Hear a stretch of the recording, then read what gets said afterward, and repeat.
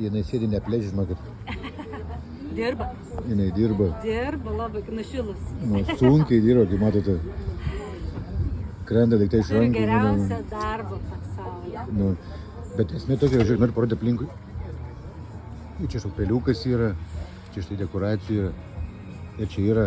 Ir niekam nerūpi, kad žolė ne vieta išdėgos, kad lapų prikritę ant kokią Šiukšlės.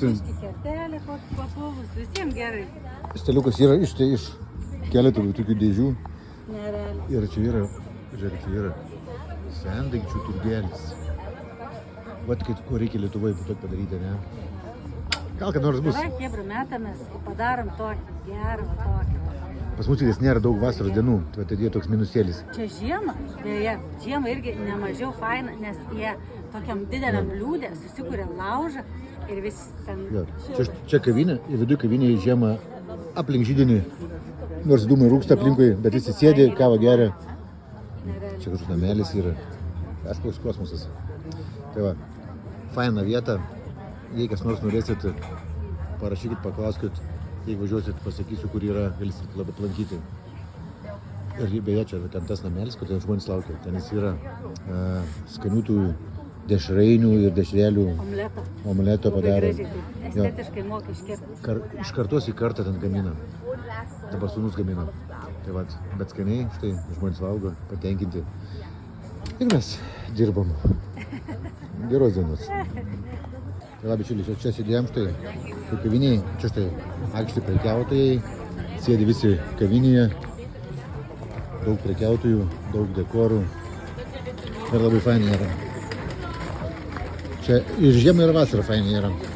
Ir sėdėti ir tarp tokių visokių štai daiktų štai įdomių. O čia štai yra, ką paskui padarysiu, pavalgysiu. Čia labai skaniai štai ir būna. Nežinai, ką užsakai, bet štai pagamina žmogus. Paskui paragausim.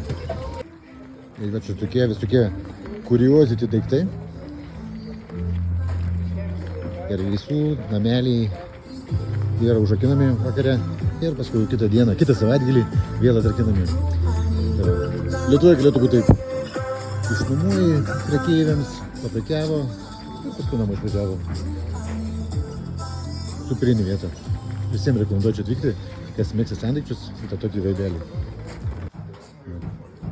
Tokie nameliai, štai kiekvienas žmogėlis susirinka savo daiktus, prekiauja. Ir čia tu galima visokių crazy daiktų arba įdomių daiktų. Kas čia yra? Pagalvėlė. Kažkokia pagalvėlė. Tai įdomiai štai. Tai va. Faina vietelė. Čia netgi parduota šitą Vespa.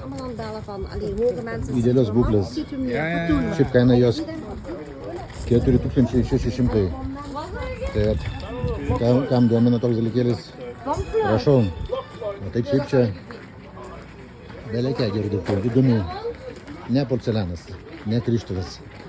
Bet čia yra sendaikčių turgelis.